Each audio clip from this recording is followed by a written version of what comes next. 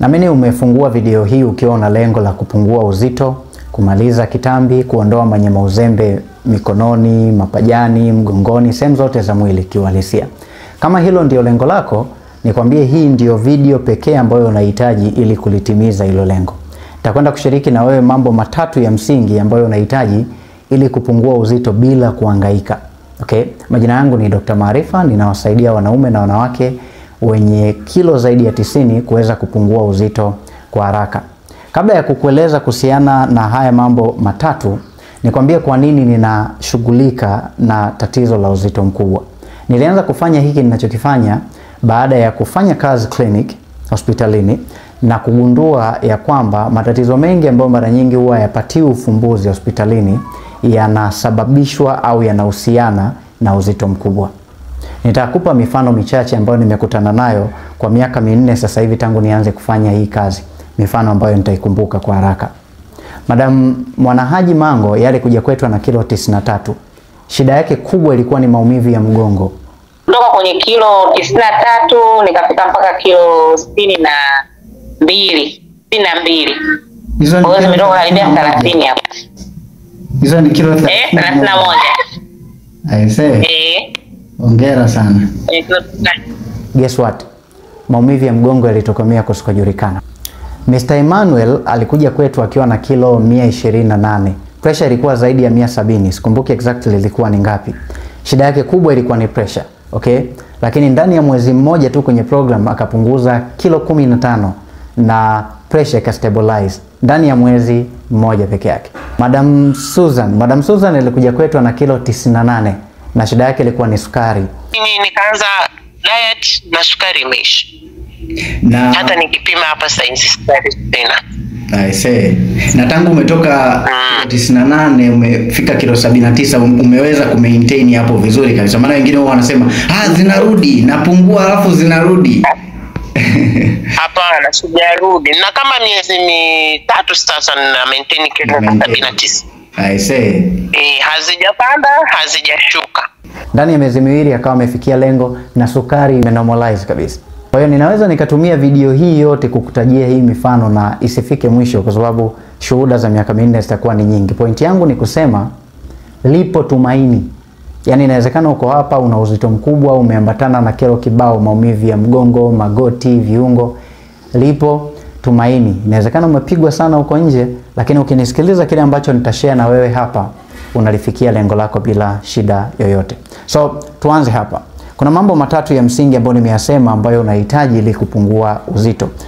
Na kabla ya kuyazungumzia, niseme unahitaji kwanza kufahamu kitu kimoja tunaita uzito wa kiafya. Unahitaji kufahamu yani wewe hapo ulipo kiafya unapaswa kuwa na kilo ngapi? Sawa, kabla hata ya kuzungumza haya mambo matatu. Kila mmoja wetu ana uzito wake wa kiafya ambao anapaswa kuwa nao katika uwiano na urefu alionao. Kwa hiyo kama ufahamu urefu wako na kwenda mahali unapoweza kupima, rahisi ni kwa fundi kushona, unamwambia nipime urefu wangu, niambie nina urefu wa sentimita ngapi. Urefu uwe katika sentimita na sio futi. Akikwambia una urefu wa sentimita kadhaa, unachukua ule urefu unatoa kwa 100. Lile jawabu unalolipata ndiyo makadirio ya kilo za kiafya ambazo unapaswa kuwa nazo. Kwa hiyo kwa mfano, akikwambia una urefu wa sentimita 174, ukitoa kwa 100 maana yake ni 74 unapata. Tafsiri yake kiafya kwa makadirio unapaswa kuwa na kilo 74.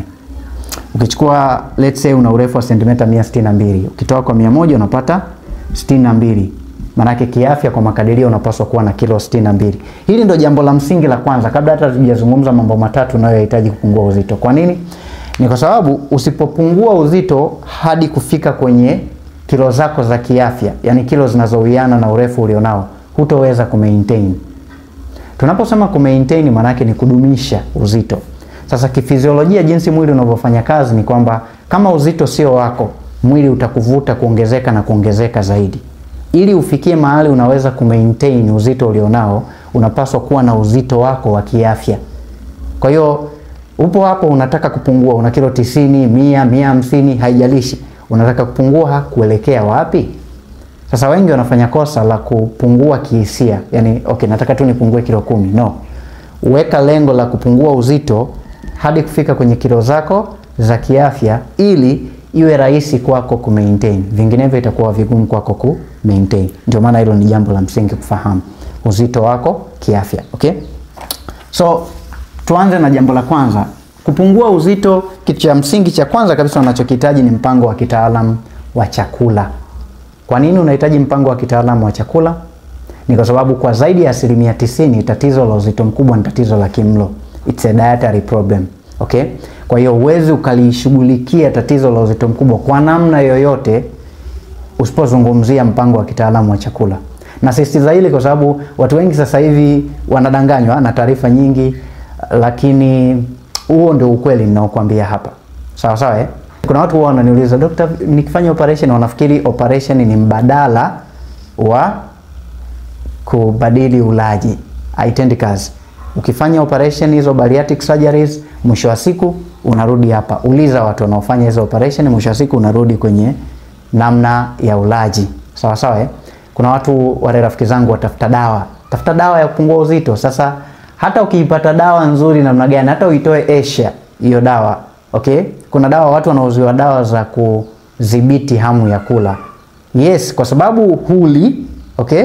Unaweza ukapungua uzito, lakini changamoto yake ni kwamba hutotumia dawa milele. Kwa hiyo mwisho wa siku utaacha hizo dawa. Ukiacha hizo dawa, njaa itakuja kama inawazimu. Utaanza tena kula ovyo na tatizo litafanyaje? Litarudi.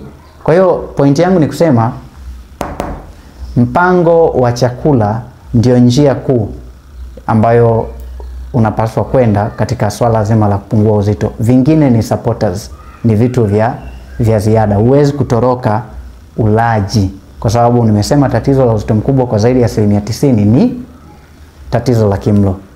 Sasa hapa swali linaulizwa, nile vyakula gani? Sio? Jibu langu ni kila chakula, chochote ambacho ni chakula kinahusika katika mpango wa kitaalamu wa chakula. Ndio maana nimesema ni mpango wa kitaalamu. Kwa nini natumia neno wa kitaalamu? Ni kwa sababu mara nyingi watu wanafikiri tunapozungumzia diet, mpango wa kitaalamu wa chakula au diet, tunamaanisha uache vyakula vyote ambavyo unavipenda, sasa ujilazimishe kutumia vyakula ambavyo huvipendi na huko ndio kupungua uzito. Huo unaweza kuwa ni mpango wa chakula, lakini hauwezi kuitwa mpango wa kitaalamu wa chakula. Neno wa kitaalamu linamaanisha ni mpango ambao unazingatia mapenzi yako ya chakula. Tunatofautiana, okay? Sasa unapotaka kupungua uzito, lazima mpango wa kitaalamu wa chakula uzingatie mapenzi yako ya chakula ili uweze kuufuata. Vinginevyo utajikuta umefanya wiki moja, wiki mbili, una give up. Na wengi wanakuwa katika program za namna hiyo. Wanafuata diet plan ambazo hawazienjoy, hawazifurahii, hawazipendi. Kwa hiyo mwisho wa siku anajiburuta kuzifuata. Na utafanya sana mwezi mmoja, unakata tamaa. Haitendi kazi. Mpango wa kitaalamu wa chakula maana yake mtaalamu husika anatakiwa kujua unapenda vyakula gani, unaweza kupata vyakula gani, na inatengenezwa plani ambayo inalingana na mapenzi yako ya chakula. Okay? Kwa hiyo kwenye mpango wa kitaalamu wa chakula, kila chakula kinaweza kuhusika.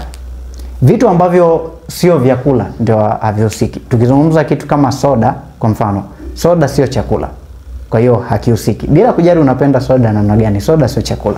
Lakini chakula chochote ambacho ni chakula kinahusika. Hicho ndio kitu cha kwanza unahitaji mpango wa kitaalamu wa chakula. Kitu cha pili unachokihitaji ili kupungua uzito ni detox. Sawa sawa eh? Sasa detox ni nini? Detox ni mchanganyo ama wa matunda au mimea ambao kazi yake ni kuchochea kasi ya uchomaji wa mafuta ndani ya mwili. Okay? Iko hivi, let's say una kilo 120 na unataka kufika kilo ngapi? 60. Okay?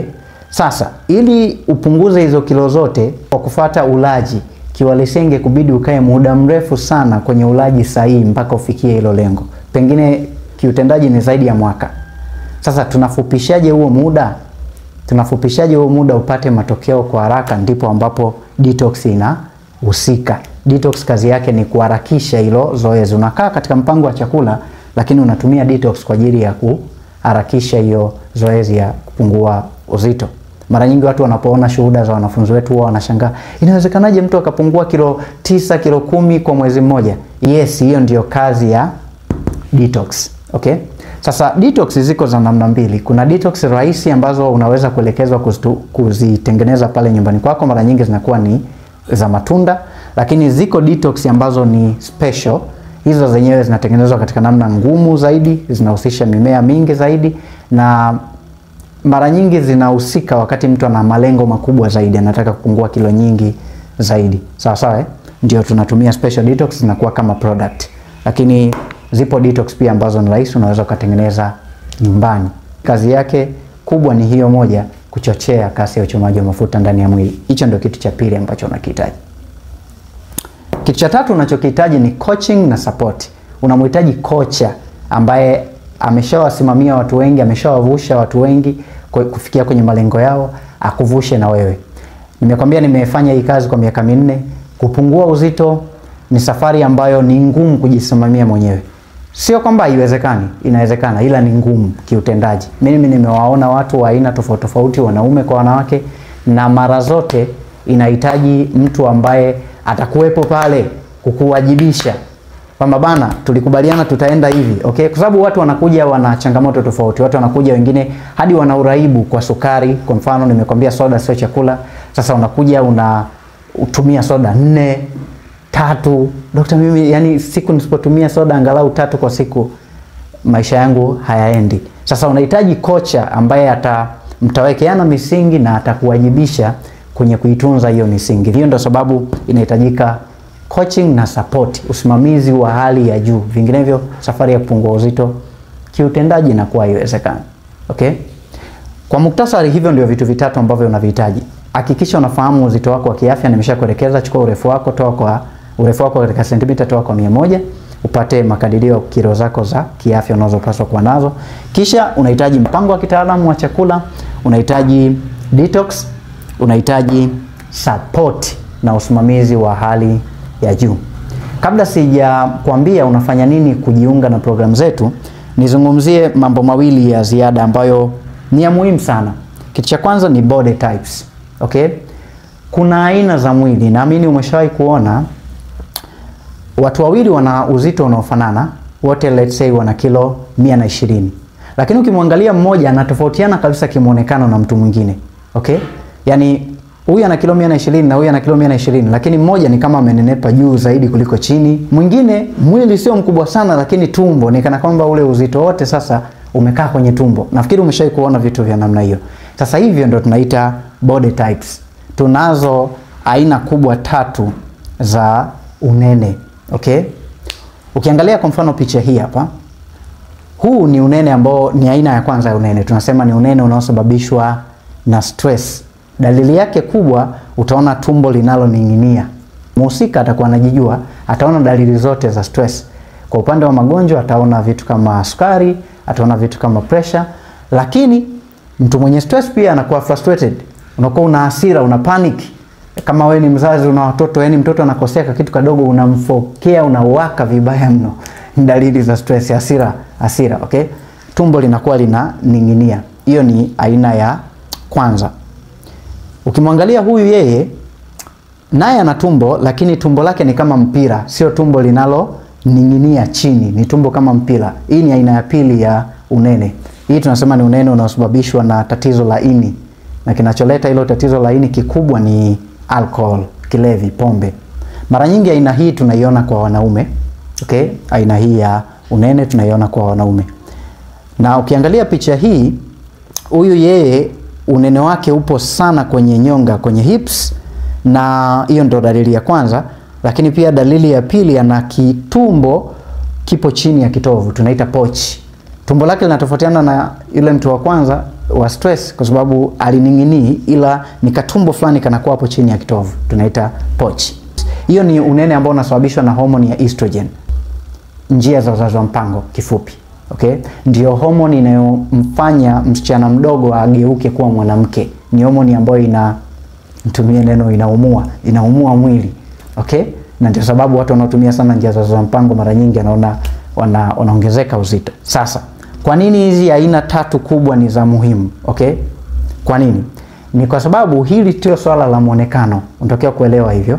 Kwa mfano, mtu anakuja na kilo 120, lakini tukiona shape yake ya mwili, ndio maana wanafunzi wangu naambia nitumie picha nimuone, nitumie picha. Sasa nikiona shape yake ya mwili inanionyesha kwamba pamoja na yote haya matatu niliyosema, mpango wa kitaalamu wa chakula, detox na usimamizi, yeye anahitaji pia program ambazo zitamfundisha jinsi ya control stress. Okay? Hakuna kiwango cha mazoezi kitakachotosha kumaliza tumbo kwake kama unene wake unatokana na stress. Kwa hiyo sio swala tu la kimuonekano, nitaka ni ufahamu hiyo. Aina yako ya unene inamaanisha ni wapi hasa tuweke msisitizo ili kupungua. Kama source ni stress, hakuna idadi ya mazoezi itakayotosha.